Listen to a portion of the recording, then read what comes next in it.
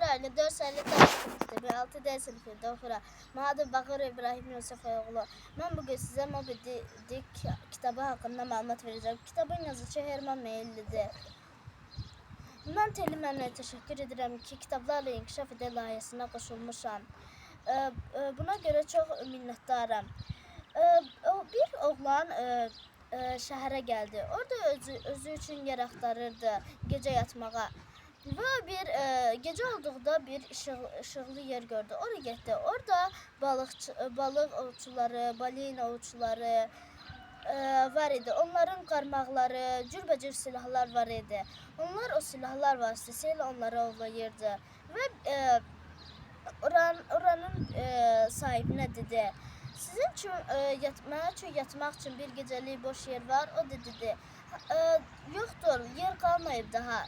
Və birdən fikirləşib dedi: "Hə, yer qalıb, indi yadıma gəldi. Orada 2 nəfər yata bilər." O dedi ki oğlana: "Gəl mən səni götürüm ora." O da razı oldu. "Yaxşı, götür məni ora."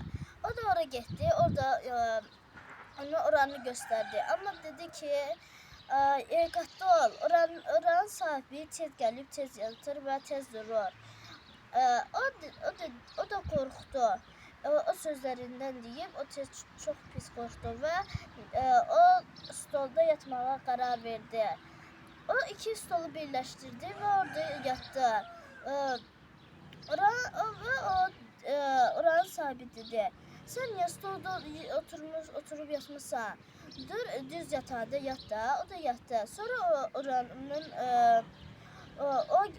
o kişi gəldi. O bilmirdi ki yamyam idi o. Və o dedi: o da qışqırdı. Onun əlində balta gördükdən sonra o çox pis qorxdu və qışqırdı. Oranın sahibi gəldi. Sahibinə dedi: "Sən mənə niyə demədin bu yamyamdır?" O da güldü. "Sənə heç nə eləməz. O başqa ölkədən gəlib bura. O sənə toxunmaz." O da onunla yatdı. Səhər duranda səhər durdular. Hər ikisi durduqdan sonra o yamyam dedi. Demək o İngiliscə tam yaxşı bilmirdi. Buna görə onun sözlərini yavaş-yavaş başa düşdü. O paltarlarını geyinmək istəyir. O paltarları geyindikdən sonra üzlərini yudular və yemək yeməyə getdilər.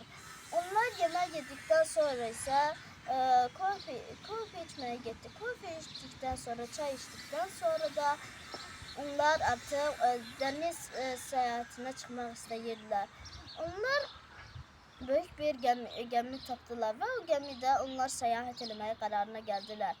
Onlar səyahət elədi. Oranın kapitanı Ahab isə oranın kapitanı idi. Onun bir ayağı yox idi. Onun bir ayağını Moby Dick qoparmışdı.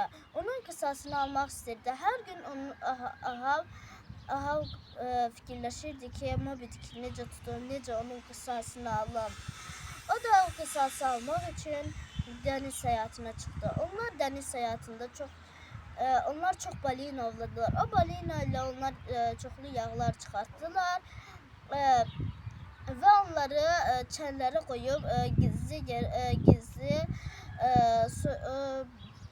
qaranlıq yerə qoydular.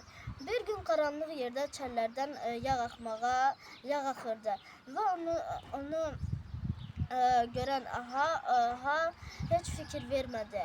Sonradan onlar dedi: "Mənim köməkçimə qulaq asın hamınız." Onlar təmizlədilər.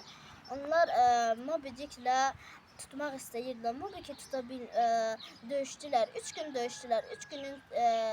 3 gündə hamı həlak oldu. Amma bircə o cavan oğlan qaldı. O da necə olub qaldı.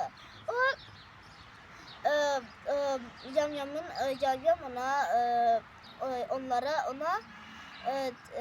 özü ölməkdən əvvəl ona özü üçün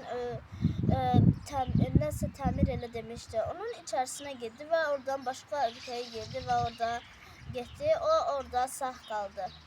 Yalnız o böyük gəmidən təkcə cavan oğlan sağ qaldı.